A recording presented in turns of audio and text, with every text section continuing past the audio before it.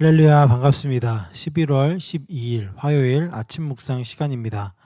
오늘 우리가 함께 보실 말씀은 디모데후서 1장 1절부터 8절까지 말씀입니다.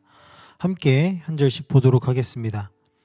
하나님의 뜻으로 그리스도 예수 안에 있는 생명의 약속을 따라 그리스도 예수의 사도가 된 나 바울이 사랑하는 아들 디모데에게 이 편지를 씁니다.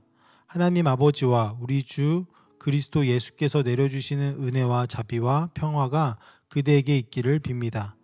나는 밤낮으로 기도를 할 때에 끊임없이 그대를 기억하면서 하나님께 감사를 드립니다.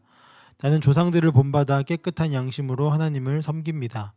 나는 그대의 눈물을 기억하면서 그대를 보기를 원합니다. 그대를 만나봄으로 나는 기쁨이 충만해지고 싶습니다.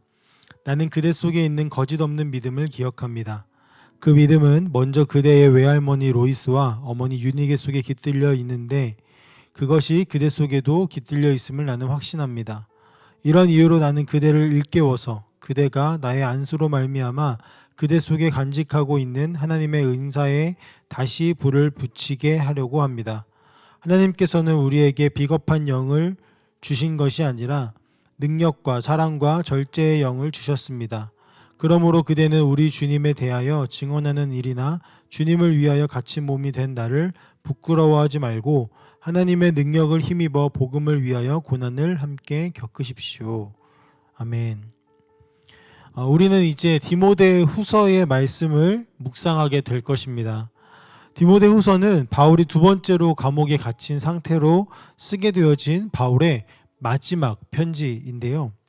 이때 바울은 자기 인생의 마지막이 곧 다가올 것을 직감한 상태라고 많은 학자들은 예상합니다. 그렇기 때문에 이 편지는 바울의 유언과 같은 의미를 가지고 있고 그것을 인지한 디모데도 동일한 관점에서 이 편지를 대했을 것이라고 추측하게 됩니다. 디모데 후서의 시작은 문안 인사로 시작하고 있습니다. 바울은 자신의 사도됨에 대하여 명확한 어투로 기록하고 있는데요. 사실 자신의 영적인 아들이라고 칭하는 디모데를 향해 이러한 소개를 하는 것은 어색해 보이게 됩니다. 이미 잘 알고 있는 디모데에게 자신에 대해서 이렇게 명확하게 이야기한다는 것은 어색해 보이는 것이죠. 오히려 자신을 처음 소개하는 로마 교회에게 쓴 편지에나 나올 법한 그런 소개처럼 보이기 때문입니다. 그러나 바울은 자신의 마지막을 대하는 마음으로 자신의 정체성을 정확하게 밝히고 있으며 디모데뿐만 아니라 에베소 교회 그리고 이후에 읽게 될 우리와 같은 수많은 성도들을 향하여서도 이 소개를 통하여 자신이 드러내고자 하는 바를 명확하게 드러내고 있습니다. 또한 이 인사는 바울이 정말 하고 싶은 본문의 이야기를 미리 예고하기도 하고 또한 그것을 부각시키는 역할도 하고 있습니다. 이제 바울은 자신을 하나님의 뜻으로 말미암아 그리스도 예수 안에 있는 생명의 약속대로 그리스도 예수의 사도된 바울이라고 소개를 하고 있는데요.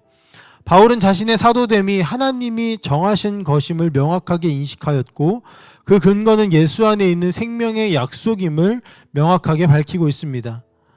바울은 자신을 소개하며 예수와의 관계에만 집중하고 하나님의 뜻이라는 사역의 기원과 방향성을 놓치지 않으며 복음 증거자로서의 소명에 충실하려는 사도로서의 모습을 보여주고 있는 것입니다. 특별히 그리스도 예수 안에라는 이 표현에서 소속과 관계성을 나타내고 있는데요. 바울은 사도로서 자기 정체성을 철저하게 그리스도 예수와의 관계 속에 위치시키고 있는 것입니다.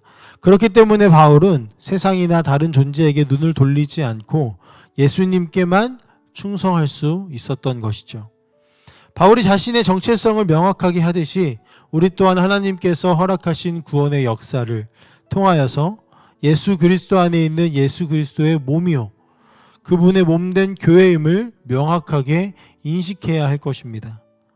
바울의 이러한 명확한 자기 정체성이 바울이 살아가는 모든 삶을 지탱해 주었듯이 우리 또한 우리의 정체성을 바르게 할 때에 하나님이 우리에게 주신 사명을 온전하게 감당할 수 있고 또한 교회로서 바르게 살아낼 수 있을 것입니다. 이제 이어서 바울은 사랑하는 아들 디모데에게 기도와 감사를 표현하고 있습니다. 바울은 아들 된 디모데를 위하여 밤낮 쉬지 않고 기도하였다라고 고백합니다. 한몸된 교회는 바울처럼 서로를 위하여 기도해야 하고 또 그렇게 했을 때에 비로소 서로를 이해하고 사랑할 수 있게 될 것입니다. 바울은 디모데를 위하여 기도하며 감사하게 되어진 것을 언급하게 되는데요. 그 핵심은 디모데의 믿음에 관한 것입니다. 바울은 먼저 자신이 조상으로부터 본받은 깨끗한 양심으로 하나님을 섬기고 있고 그렇게 되었다라고 이야기하는데 그와 동시에 디모데 또한 그러한 신앙의 유산이 있음을 언급합니다. 외할머니와 어머니의 신앙의 유산이 디모데에게 깃들어 있음을 바울은 확신하고 있습니다. 신앙이라는 것 자체는 다시 말해서 예수님을 믿음으로 구원에 이르는 것은 자연스럽게 이어지지는 않습니다. 하지만 부모의 특히 주 양육자인 어머니의 신앙의 모습과 태도는 자연스럽게 유산이 되어져서 이어지게 되고 그것이 결국에는 건강하고 바른 신앙의 모습으로 나타나게 됩니다. 바울은 자신에게 있는 그 유산이 디모데에게도 있을 것임을 확신하면서 그의 믿음에 대해 언급하고 있는 것입니다. 그 이유는 뒤에 나오게 될 본문의 이야기를 더욱 부각시키기 위함이기도 합니다. 우리 또한 부모의 유산을 통해 믿음의 사람이 된 사람들이 있을 것입니다. 그 유산은 매우 큰 것이고 우리 또한 우리 자녀들에게 그 유산을 줄 의무와 책임이 있겠죠. 만약 그 유산을 받지 못하였다면 내가 그 유산의 첫 시작이 될 수 있을 것입니다. 이 유산은 매우 큰 역할을 하게 됩니다. 그것이 오늘 본문의 6절부터 8절에 바울이 이야기하고자 하는 이 핵심의 내용의 시작 부분에서 드러날 수 있습니다. 바울은 6절에 이렇게 시작합니다. 이런 이유로 나는 그대를 일깨워서 라고요. 바울은 디모데가 가진 신앙의 유산과 지금 그가 보여준 목회자로서의 선한 양심을 향해 이야기하고 있습니다. 디모데에게 건강한 신앙의 유산이 있기 때문에 나는 당신을 일깨워서 그대 속에 간직하고 있는 하나님의 은사에 다시 한번 불을 지피려 한다는 것입니다. 바울은 지금 감옥에 갇혀 죽음을 기다리고 있는 상태입니다. 첫 번째 수감 생활과 다르게 두 번째 수감 때는 여러 고문과 고통을 당하며 고난 속에 있습니다. 당시 예수를 믿고 따르는 것은 결국 고난을 선택하는 것임을 바울은 몸소 체험하고 있는 것이죠. 그렇기 때문에 이 고통스러운 길을 가기 위해서는 다시 한번 디모데의 영혼을 일깨우고 그의 영혼에 불을 지펴야 한다라는 것을 바울은 알게 된 것입니다. 8절 마지막 말씀처럼 바울은 이렇게 얘기하죠. 디모데와 교회 그리고 그 이후에 우리와 같은 모든 수신자들을 향하여서 이렇게 말하는 것입니다. 하나님의 능력을 힘입어 복음을 위하여 고난을 함께 겪으십시오 라고요. 하나님은 우리에게 비겁한 영을 주시지 않으셨고 능력과 사랑과 절제의 영을 주셨다라고 말하며 바울은 이렇게 얘기하였습니다. 그렇기에 복음을 위하여 고난을 받는 자들을 부끄러워하는 것이 아니라 우리 또한 그 고난에 동참할 수 있는 것입니다. 바울이 살아가던 시기뿐만 아니라 지금 우리도 복음을 위하여서 또 복음을 따라 살아간다면 고난은 선택이 아니라 필수일 것입니다. 그러나 바울은 디모데를 향해 외치듯 우리에게도 외칩니다. 복음을 위하여 고난을 겪으라고 말입니다. 그런데 그 고난을 어떻게 합니까? 혼자 겪으라고 하지 않습니다. 함께 겪으라고 합니다. 혼자 하는 것은 외롭지만 같은 길을 걷는 이들이 옆에 있고 내 부모가 또 신앙의 선배들이 그 길을 먼저 걸어갔음을 안다면 흔들리지 않고 함께 걸어갈 수 있는 힘이 될 것입니다. 복음을 전하다가 죽음을 목전에 둔 바울이 아들 디모데에게 이제 너는 나처럼 되지 마라. 너는 나처럼 고난을 받지 마라. 너는 나처럼 복음을 전하다가 이런 상태에 놓이지 마라 라고 말하는 것이 아니라 오히려 복음과 함께 고난을 받으라고 권면하고 있다라는 이 사실을 우리는 깊이 주목하기를 원합니다. 세상은 복음을 달가워하지 않습니다. 그러나 우리는 복음을 전하고 드러내고 살아내야 할 사명이 있습니다. 그 길을 갈 때 먼저 그 길을 간 수많은 믿음의 선배들을 기억하셨으면 좋겠습니다. 죽음의 목전에서도 사랑하는 이에게 복음을 위해 고난을 받으라고 외칠 수 있었던 바울의 중심, 그리스도 예수 안에 있는 생명의 약속을 붙잡고 바라보고 또 함께 걸어가기를 간절히 소망합니다. 무엇보다 바울은 이렇게 얘기했죠. 하나님의 능력을 힘입어 복음을 위하여 고난을 함께 겪으십시오라고요.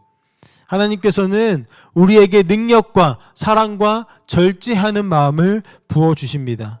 이제 이 믿음과 소망 그리고 능력을 가지고 오늘을 복음을 위하여 복음으로 살아가는 우리 함께하는 교회 모든 성도님들이 되시기를 간절히 소망합니다. 함께 기도하겠습니다. 사랑의 하나님 아버지 감사합니다. 죽음을 목전에 두고 쓴 바울의 이 편지 속에 바울은 자신이 겪은 것처럼 너희들도 복음과 함께 고난을 받으라, 복음을 겪으라 라고 이야기합니다. 복음을 전하다가 고난을 당하는 것을 부끄러워하지 말고 그것을 당연시 여기고 오히려 받아들이라 라고 이야기하는 것입니다. 하나님, 우리에게도 복음을 전하다가 복음으로 살아내다가 하나님 오게 되어지는 고난들이 있을 줄 믿습니다. 그러나 그것을 우리가 피하거나 부끄러워하거나 그것을 겪는 이들을 부끄러워하는 것이 아니라 하나님, 우리도 그 복음을 겪을 것에 아버지 하나님 다짐하고 하나님께서 주시는 능력으로 교회와 함께 그 고난을 겪어낼 수 있도록, 이겨낼 수 있도록, 그 고난을 받으며 살아갈 수 있도록 주님, 우리가 사명을 온전히 따라갈 수 있도록 주여 은혜를 베풀어 주시옵소서. 감사드리며 살아계신 예수님의 이름으로 기도합니다. 아멘.